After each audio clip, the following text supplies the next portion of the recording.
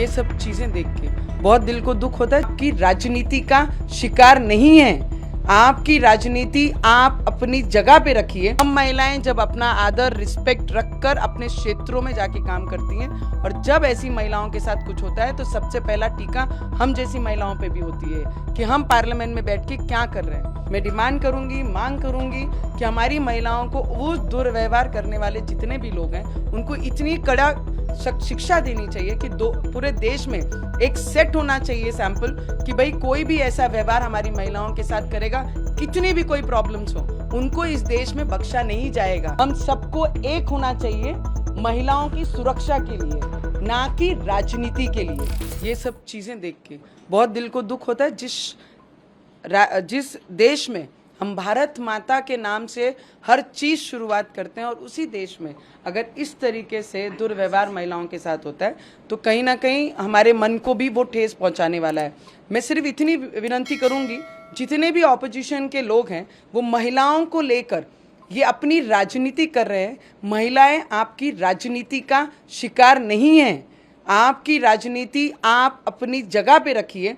महिलाओं की सुरक्षा, उनकी रिस्पेक्ट, उनकी इज्जत करना, ये लीडर्स जो होते हैं, जो लीड करते हैं समाज को, ये उनका कर्तव्य है। हम महिलाएं जब अपना आदर रिस्पेक्ट रखकर अपने क्षेत्रों में जाके काम करती हैं और जब ऐसी महिलाओं के साथ कुछ होता है तो सबसे पहला टीका हम जैसी महिलाओं पे भी होती है कि हम पार्लियामेंट में बैठ के क्या कर रहे हैं।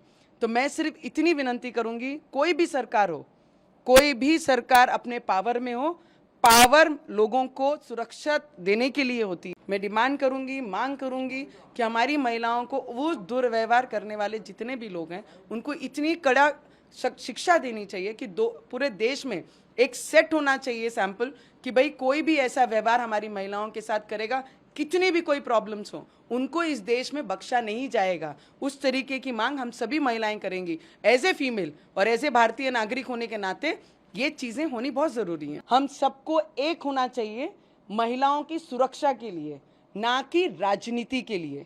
जब मैं महिला करके बोलती हूँ तो मेरा काम है महिलाओं को सेफ रखना, उनकी इज्जत रखना, उनकी रिस्पेक्ट रखना, ना कि उनकी इज्जत को भरे पूरी सभा में उछालना।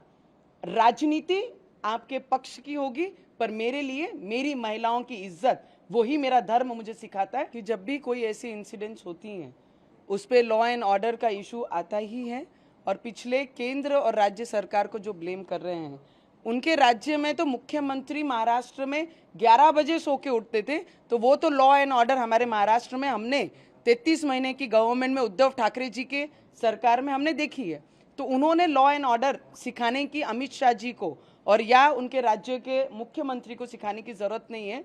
मुझे लगता है जिस तरीके से वो काम कर रहे हैं, यस, जो इंसिडेंट हो रहा है, जो इंसिडेंट हमारी महिलाओं के साथ हुआ है, वो अतिशय निंदनीय है। कोई भी सरकार हो, हम महिलाओं के लिए बोलेंगे और उनके हित में बोलना हमारा काम है। फिर बाकी कोई कितनी भी राजनीति करे, राजनीति ये मेरे लिए, मेरा एजेंडा नहीं है काम का। मेरे लिए पहला जो धर्म मुझे सिखाता है महिलाओं की सुरक्षा और अपने लोगों को सेफ रखकर उस राज्य की सुरक्षा करना।